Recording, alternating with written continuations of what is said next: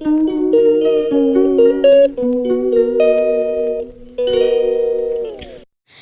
Guys, welcome back to my channel. কেমন আছো তোমরা সবাই? আশা করছি সবাই ভালো আছো। বাবলি ব্লগের আরও একটি নতুন ভিডিওতে তোমাদের সবাইকে স্বাগত জানাই।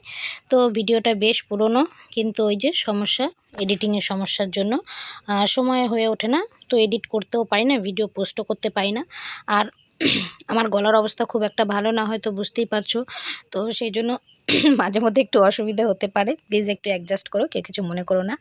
তো দিনটা ছিল আমার মেজো জায়ের মেয়ের বার্থডের দিন। তো বার্থডে বলে কথা, আর আমাদের এই বাড়িতে সবারই কম বেশি, ছোট করে হোক বড় করে হোক, প্রতি বছর বার্থডেটা কিন্তু সেলিব্রেশন করা হয়। তো জায়ের মেয়ের কিন্তু বিয়ে হয়ে গেছে, তার ছোট্ট একটা পুচকি মেয়েও আছে, যাকে আমি মিষ্টি বুনু বলি। তো সেই মিষ্টি বুনুর মায়েরই কিন্তু আজকে হ্যাপি বার্থডে। তো দেখো বাচ্চাটা বেশ আনন্দ করে করে কাজ করছিল, ওরা বেলুন ঠেলুন ফোনাচ্ছিল, আর আমার ছেলে তো সেই মজা, সেই আনন্দ করেছে। বাবু আগে ছোটোবেলায় চুপচাপ থাকতো, এখন মানে খুব একটা লোকজন পছন্দ করতো না, এখন দেখছি আবার লোকজন বেশ পছন্দ করে, হই হুল্লোড় এগুলো বেশ পছন্দ করে, নিজেও বেশ মজা করে।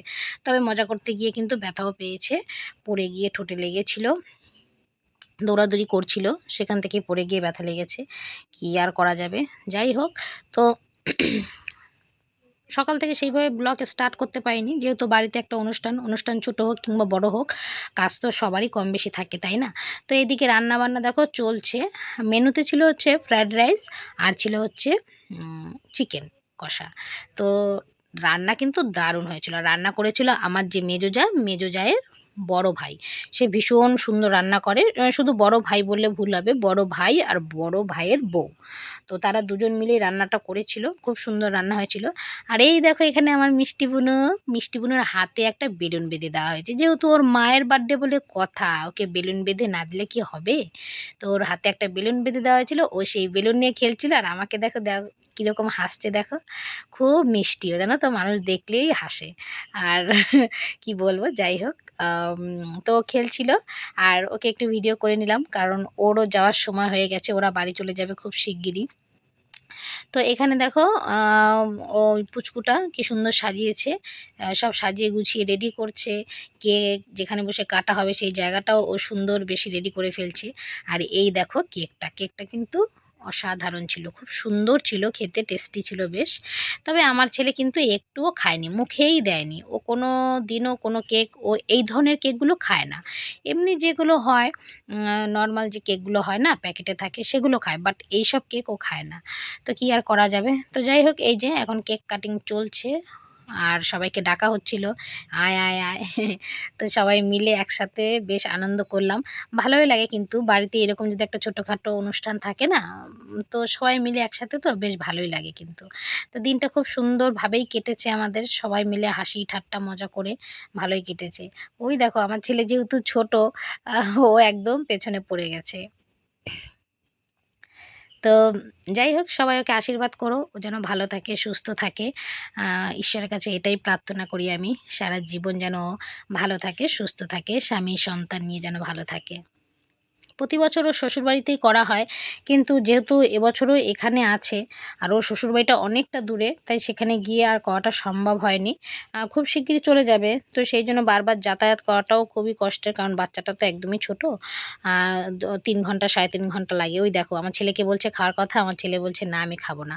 ও এইসব ধরনের কেক না ও খেতে চায় না, ও বলে আমার ভালো লাগে না, অ্যাকচুয়ালি ওর বমি পায় এগুলো, মুখে দিলে আমি জোর করেও দিয়ে দেখেছি, ও বমি করে দেয়। তো এখন এই কেক কাটিংয়ের পরে একটু আশীর্বাদ চলবে, বড়রা সবাই মিলে একটু আশীর্বাদ করবে। তো চলো তোমরা একটু দেখতে থাকো কেমন।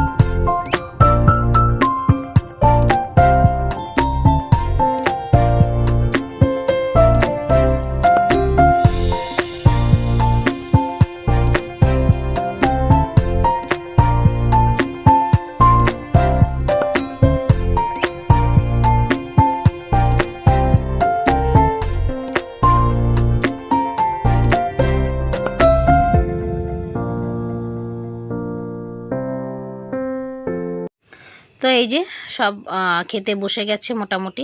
তো ওদের খাওয়া দাওয়াটাই শেয়ার করলাম, আমাদের খাওয়া দাওয়াটা শেয়ার করতে পারিনি কারণ ভিডিও করে দেওয়ার মতো কেউ ছিল না।